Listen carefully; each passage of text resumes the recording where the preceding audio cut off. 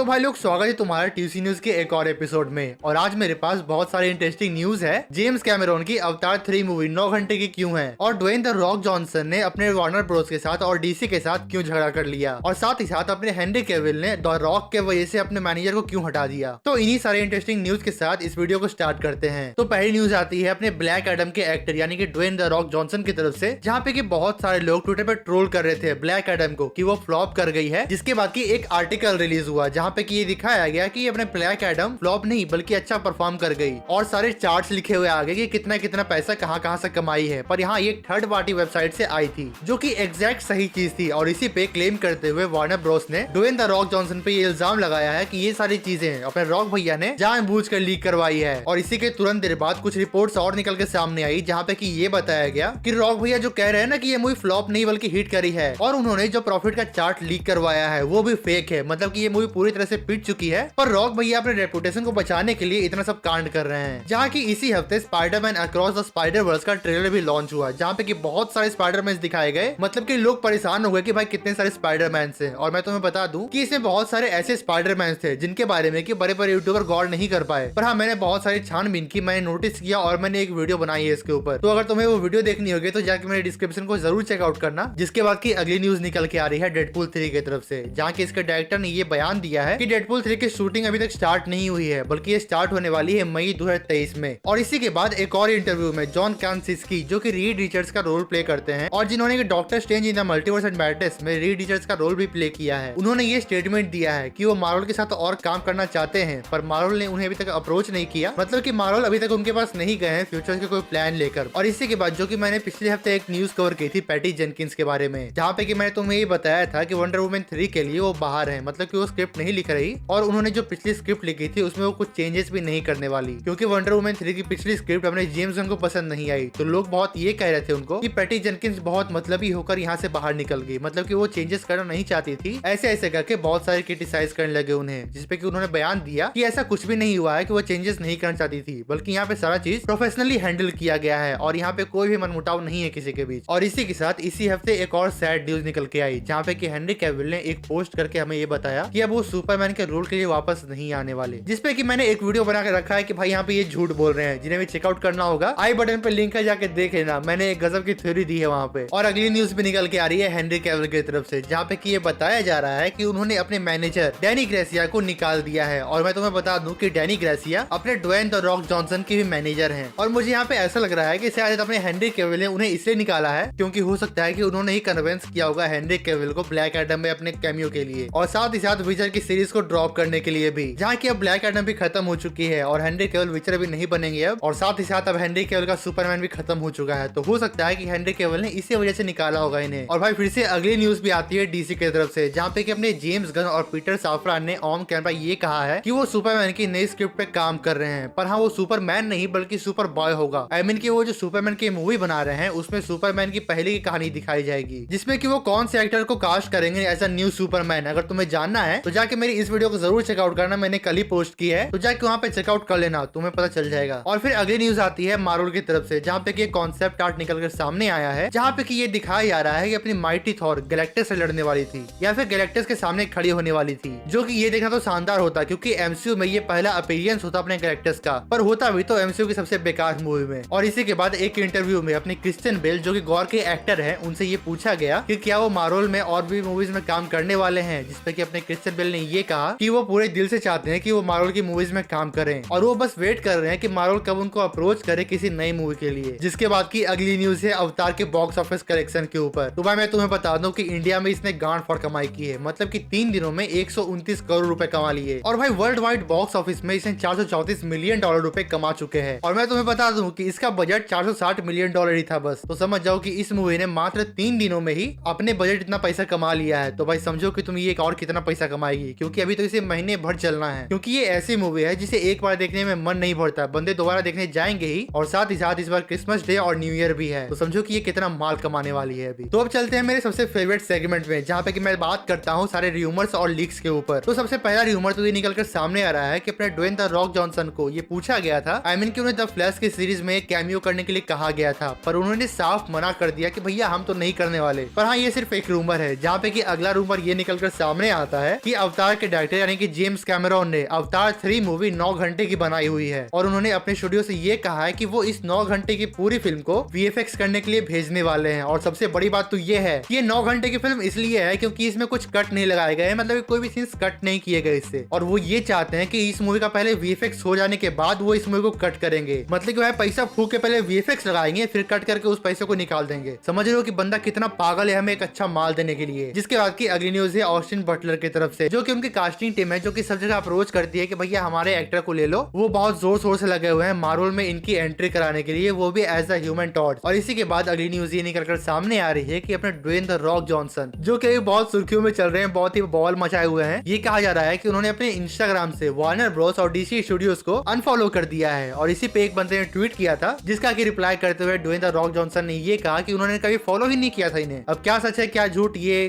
किसी को नहीं पता। और इसी के बाद आखिरी रूमर भी निकलकर सामने आता है अपने DC की तरफ से, जहाँ पे कि ज़कैरी लेविस जो कि अपने शज़ाम का रोल प्ले करते हैं, कहा जा रहा है कि इस वाले DC के रिबूट में उनका ही पत्ता साफ कर दिया जाएगा। पर हाँ, ये भी सिर्फ एक रूमर है। और इसी के साथ हम लोग चलते हैं अपने अगले सेगमेंट के ऊपर, जो कि है लीक्ड सेट फोटोज और कॉन्सेप्ट आर्ट की तरफ से, जहाँ पे कि एक स्टिल इमेज पोस्ट किया गया है जॉन विक 3 की तरफ से। उसी के बाद guardians of the Galaxy volume 3 की तरफ से भी एक स्टिल आई है और Antman and the Wasp Quantumania की तरफ से भी एक स्टिल फोटो आई है। जिसके बाद की मिस मार्वल का भी एक सेट वीडियो आया है और ये कहा जा रहा है कि ये सिर्फ अकेला शॉट को शूट करने में 30 टेक्स लगाए गए हैं। और फिर क्रिस्टोफर नोलन की ओपेनहाइमर की तरफ से भी कुछ स्टिल्स आए हैं निकलकर सामने, जो कि तुम्हारे स्क्रीन पे तुम्हें दिख ही रहे होंगे। जिसके बाद की लोकी के सीजन 2 की तरफ से भी कुछ स्टिल्स पोस्ट किए गए हैं और साथ ही साथ ब्लैक एडम के सबाक के भी कुछ कॉन्सेप्ट आर्ट रिलीज किए गए हैं। और at the end Thor Love and Thunder और Doctor Strange in the Multiverse of Madness की तरफ से कुछ स्टोरी बोर्ड्स निकलकर सामने आए हैं, जो कि तुम्हारे स्क्रीन पे ये रहे। जहाँ पे कि मैं ये सारे तो तुम्हें यहाँ पे नहीं दिखा सकता क्योंकि बहुत ही ज्यादा है। तो अगर तुम्हें ये सारे देखने होंगे तो मेरे टेलीग्राम को ज्वाइन कर लेना, नीचे तुम्हें कमेंट बॉक्स में मेरे टेलीग्राम का लिंक मिल जाएगा। और इसी के साथ मैंने पिछले हफ्ते के सारे न्यूज कवर कर लिए और इसी के साथ मैंने पिछले हफ्ते के सारे इंपॉर्टेंट न्यूज और रूमर्स सब कवर कर लिए। तो भाई तुम्हारे लिए कौन सा न्यूज शॉकिंग था मुझे कमेंट करके जरूर बताना। ये वीडियो अच्छी लगी हुई तो वीडियो को लाइक कर देना। ऐसे ही और सारी न्यूज के लिए, मतलब कि हर हफ्ते ऐसे ही और न्यूज के लिए मेरे चैनल को सब्सक्राइब कर देना। और अगर मुझसे पर्सनली कनेक्ट होना चाहते हो या फिर अगर इस वीडियो के ब्लूपर्स देखना चाहते हो तो मेरे इंस्टाग्राम पे जरूर आ जाना। और हाँ, देखते रहना AR के विचार।